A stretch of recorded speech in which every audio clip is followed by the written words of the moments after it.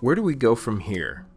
It's a question that lingers on everyone's mind as hospitality seeks to find its way after experiencing the most difficult 18 months the industry has seen in a generation.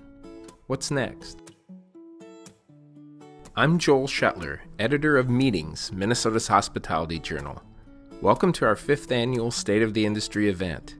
Today we'll be asking ourselves those very questions in the hope to start ongoing dialogue and build new relationships as we seek new ideas and assess the industry's future. State of the Industry survey data reflects the extent to which hospitality professionals' feelings are set in larger economic issues. During the past year, a majority of hospitality professionals throughout the region experienced budget cuts, up dramatically from the previous year for both meeting planners and vendors. On a national level, meeting planners cite budget cuts as the #1 job challenge moving into the new year, according to MPI's Future Watch 2010. The same holds true at the local level, with 38% of planners citing event or budget downsizing as having the greatest impact on how they will conduct business in the coming months. And I think as the year goes on, we're going to see budgets improve, that we'll be able to incorporate the interactive events that we've done before and spend more money on the theme parties. And right now is a great opportunity. Hospitality first experienced trouble in the fall of 2008, when travel spending took a sudden and dramatic dip. Data recently released from the U.S. Office of Travel and Tourism shows that spending for the second quarter of 2009 decreased 4.5%, a vast improvement over the 2 previous quarters, but at a rate that still decreased twice that of GDP during the same quarter. The economy has been cyclical. You know, it seems like, especially in the hotel industry, it's every 7 years it goes up and goes down. Better news for hospitality could be right around the corner. Real spending on tourism actually increased 6.4% during the third quarter of 2009, according to measurements made by the Bureau of Economic Analysis. Again, by comparison, tourism outpaced real gross domestic product, which increased only 2.8%. This third quarter growth included a dramatic increase of air transportation of 26.3%, along with a 17% increase in accommodation spending, primarily leisure travelers. Airline ticket sales, handled by the Airlines Reporting Corporation, increased nearly 7% in November, the first monthly increase since September 2008. A clear indicator of any industry's health or recovery can be found in employment levels. Like other economic measures, leisure and hospitality employment levels show signs of improvement. According to data gathered by the Bureau of Economic Analysis, direct tourism employment decreased 1.7% during the third quarter of 2009, compared to decreases of 4.5% during the second quarter and a 7.4% drop in the first quarter.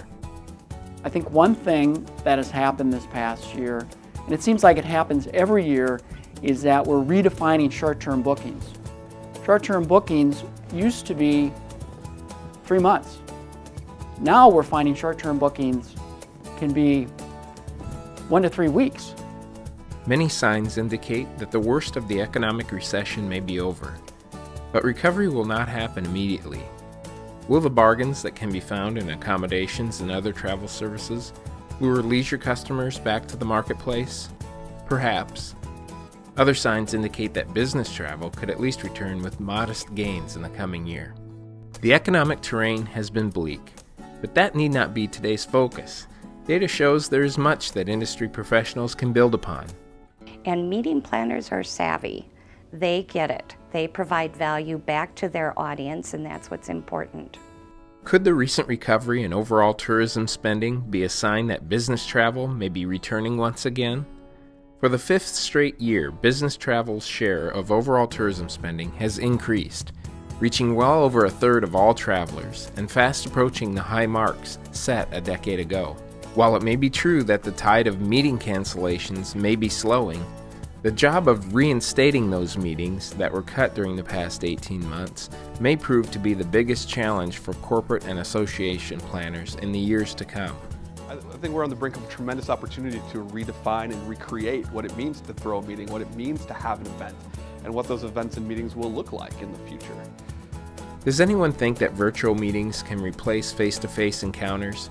Not necessarily, but advances in technology, along with a beleaguered economy, has made the idea of meeting alternatives more attractive, at least in the short term.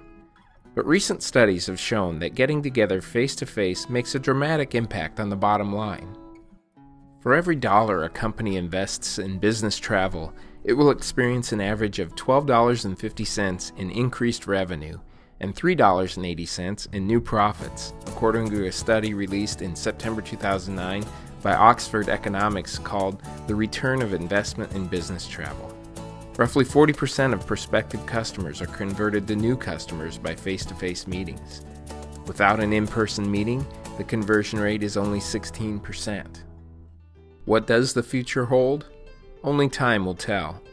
But many experts believe a few new realities will pose challenges in the months ahead. Many believe that venues and hotels will still rely on price as a way to lure business and form new relationships. As a reason for selecting new venues, this year's State of the Industry survey found budget constraints and competitive rates both increased in importance from previous years. Vendors also report that they are conducting much more business closer to the event date, with much less lead time than before. It is very not uncommon to see someone pick up the phone on a Tuesday and call you for Friday, or pick up a phone and call you on Friday for a Tuesday event. As awareness about environmental issues and business practices continues to grow, more planners will continue to incorporate green ideas into their events. For the year ahead, a majority of both vendors and meeting planners predict that conditions in the industry will begin to slightly improve. I am optimistic. I seem to side more optimistically, but I feel we've seen the storm and the blue skies ahead, and the economy definitely has improved. Cautious optimism might be the best description for 2010. We've all just traveled some of the roughest terrain the industry has ever seen. The opportunity for success remains if we embrace change, seek out new ideas, meet new industry professionals who may help our business with our latest project, and remain patient and diligently work for a day when business will return. The future is taking shape right now.